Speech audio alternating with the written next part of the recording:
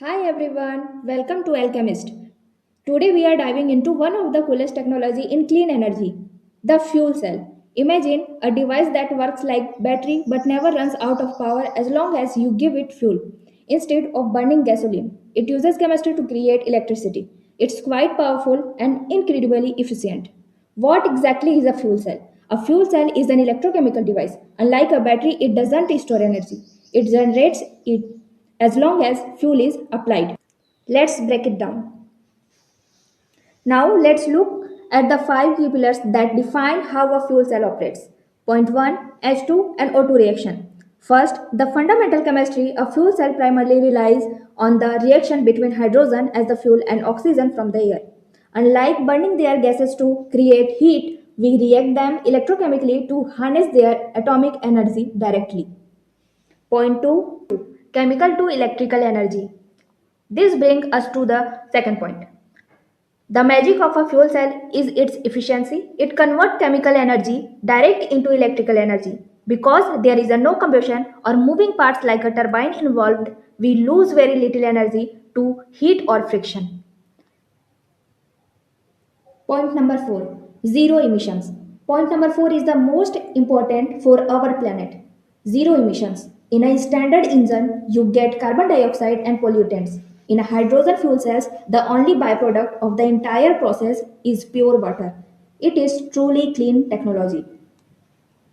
Point number 5, stack structure. Finally, how do we scale this up?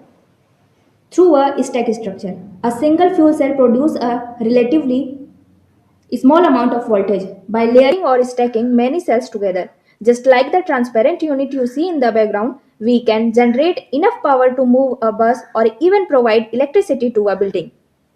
Now we know that what a fuel cell is. Let's see how it functions. Let's find out how it works. To truly understand the power of a fuel cell, we have to look at it as an electrochemical engine. We are essentially harnessing the potential energy hidden within molecules and forcing it to become a flow of electrons. First, fundamental principle. Let's talk about the driven behind the scenes. Redox reaction. In any spontaneous chemical reaction, energy is released from molecular bond. The key here is separation. By the separating the transfer of electrons into two different areas, we prevent the energy from just turning into heat. Instead, we capture it as a steady electrical current. Second, fuel input. This is our electron donor. It provides the negative charge. Oxidant input. This is the acceptor. Usually oxygen from the air that pulls those electrons towards it. The electrolyte. This is the ionic conductor. It sits in the middle and manages the charge balance.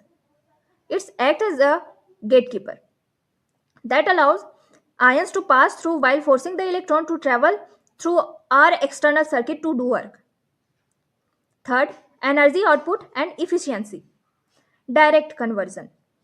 Because we convert bond energy directly into flow without burning anything. We skip the messy thermal steps that waste energy. High efficiency. This allows us to bypass the Carnot limits that hold back combustion engine. While a car engine might be 25% efficient, a fuel cell can hit 40 to 60% or even higher. Now that we have seen how a fuel cell generates electricity, let's look at the type of power it produces. Direct current. This is truly the powerhouse for modern applications, moving energy from the source directly into meaningful work. First, fundamental principle. The most important thing to remember about DC is its unidirectional flow. The driver. A DC source provides a sustained electric potential, which we call voltage. The key. Unlike the alternating current in your wall outlets, charge carries the electron flow continuously in only one direction, from the negative terminal toward the positive terminal. This steady stream is what makes it so reliable for sensitive electronics. Second, the DC motor mechanism.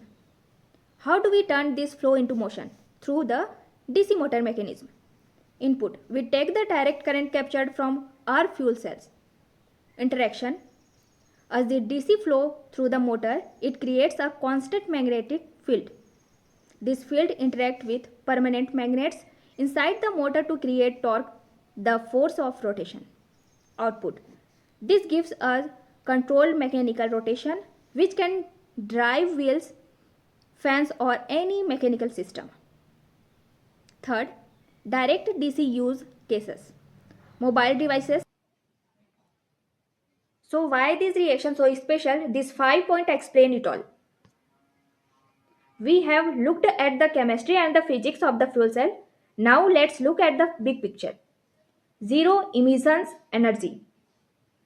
This is where we see the true beauty of the hydrogen and water cycle as a sustainable solution for our planet.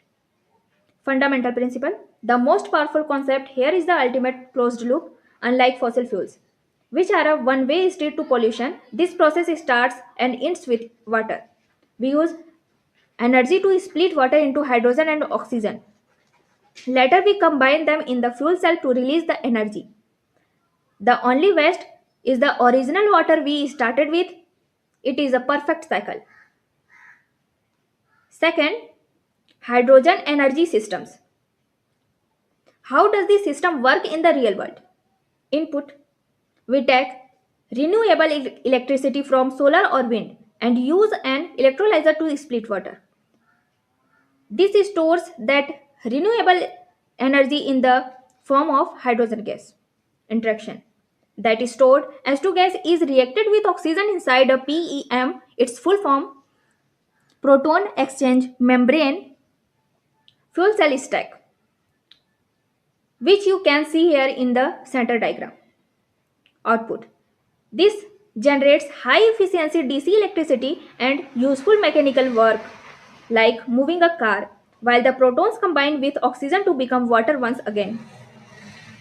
Third, direct H2 and H2O use gases. So where do we see this in action? Zero emissions mobility. They offer fast refueling and long range with zero tailpipe emissions, just water. Power and heat. Distributed fuel cell stations can provide clean electricity and heat for homes or data centers. The wastewater produced is so clean it is actually potable, meaning it can be reused. Energy storage and export.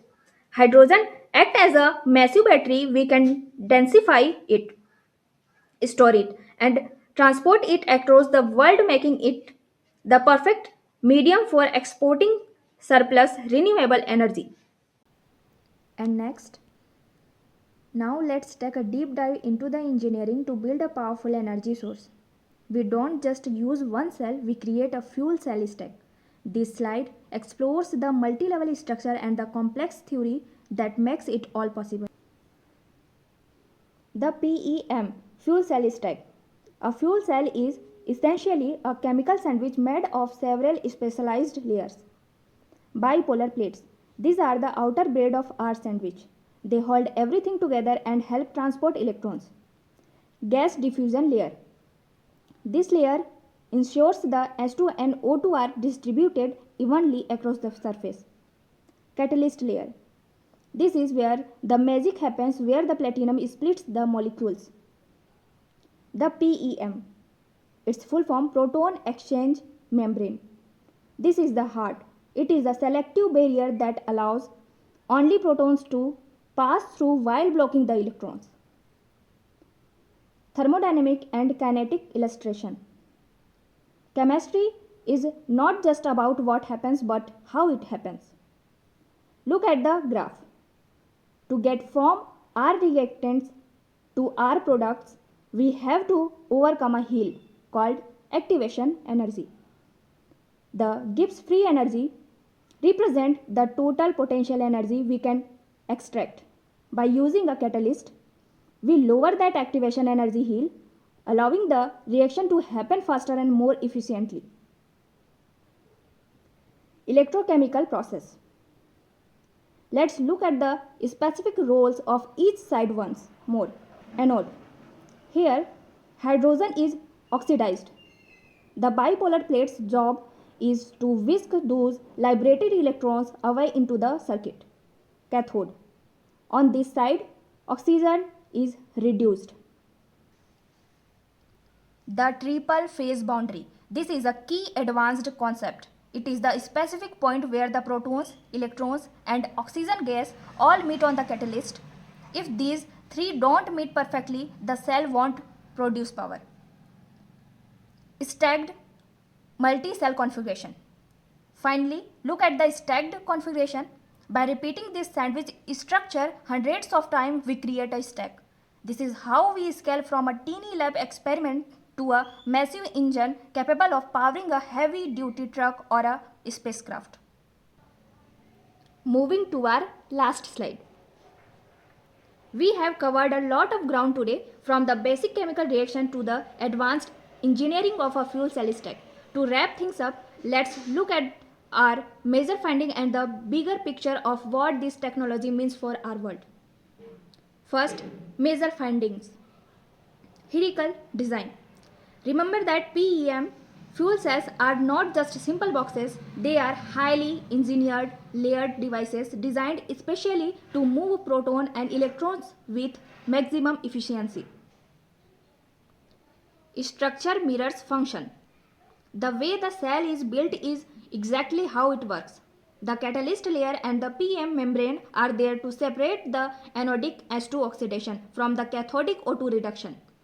By keeping this reaction separate, we force the energy to flow through our circuits. Driven by theory. Everything we have discussed is grounded in thermodynamics, the release of energy, and enabled by kinetics, where catalysts help us overcome energy barriers to make the reaction happen in real time. Overall performance. Now, why does this matter for the future? A sustainable economy. Fuel cells offer incredibly high energy density. They are not just a trend, they are a legitimate path toward a sustainable global hydrogen economy. Pure output. As we have seen, the final product are incredibly clean, only high purity power and efficient DC electricity. Power scaling. Finally, the multi-cell stacked configuration is what makes this practical. It allows us to scale this technology from small electronics to massive industrial applications. That brings us to the end of our session. Thank you so much for your time and attention today. I hope you find this lesson on fuel cells valuable. See you in the next video.